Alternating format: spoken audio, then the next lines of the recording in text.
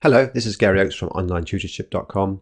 I'm producing a number of video tutorials on Tailor Brand's advanced website builder.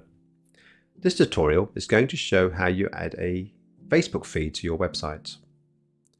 I've uploaded here one of the templated websites from Tailor Brands. I'm going to scroll down and I'm going to add a Facebook feed towards the bottom of this page. In fact, I'm going to add it down here. The Facebook feed is added via a widget, so if I go over here to the left and say widgets, I could type in Facebook, or I can scroll down to social, and I'm just going to drag in the Facebook feed. And this is what it looks like. You'll need to put in your Facebook URL. You can decide whether you want a large header or not. A cover photo, which is here, and friends' faces.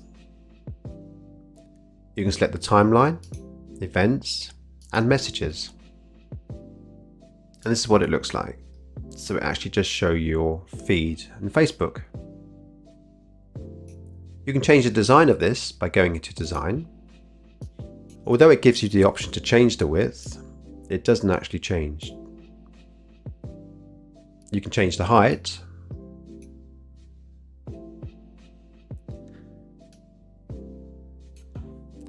And you can add some spacing. You can change the position of this to have it appear at the left, in the center, or to the right.